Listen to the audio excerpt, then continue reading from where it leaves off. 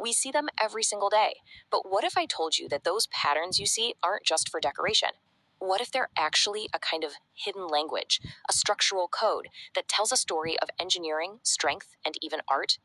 So how does it all work? Well, the way these bricks are arranged is a super deliberate and ancient craft.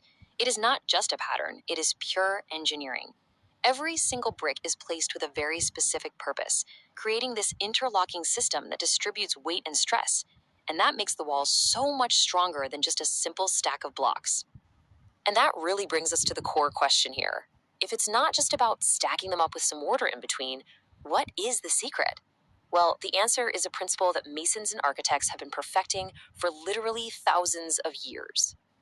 That secret is called the bond. And the art of the bond is all about creating one single, solid unit from hundreds of little ones. It's kind of like the invisible logic that gives a brick wall its incredible strength and resilience.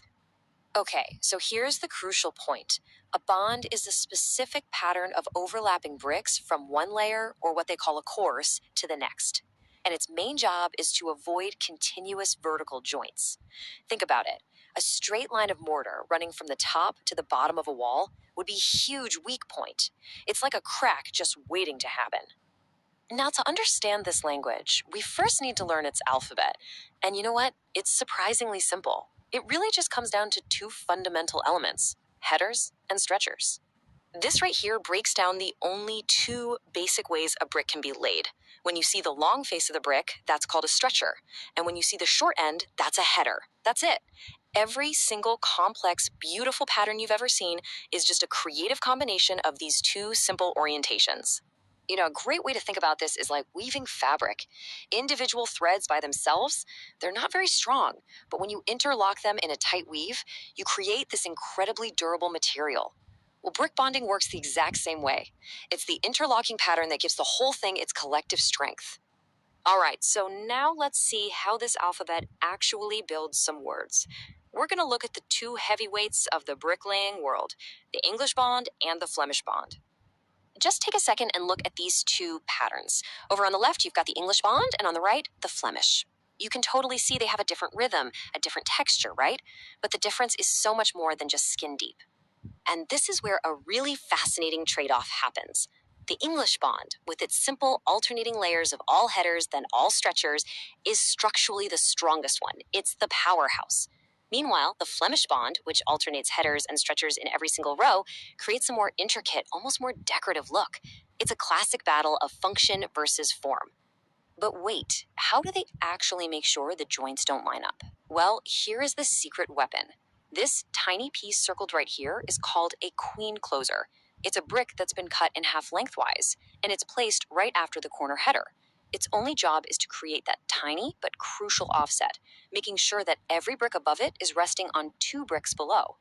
This little piece, which you'd probably never even notice, is the linchpin for the entire wall's integrity. How cool is that? So beyond those two big ones, bricklayers have developed this incredible range of specialized bonds for very specific purposes. And this is where you really start to see the artistry and get that wow factor. For instance, check out the raking bond. Those bricks laid on an angle, they're not just for show. That diagonal pattern gives the wall some powerful longitudinal bracing, which makes it an amazing choice for strengthening really thick walls. And then you have these beautiful decorative patterns. The herringbone with its interlocking zigzag is not only gorgeous, it's incredibly durable. And that's why you see it so often used for paving, in courtyards, and for floors. And along those same lines, the zigzag bond is another ornamental choice you'll find in flooring. It just really showcases the sheer artistic versatility of a simple brick. So after seeing all these different variations, let's kind of bring it all back together. Why do these patterns even matter? What is this hidden language actually saying?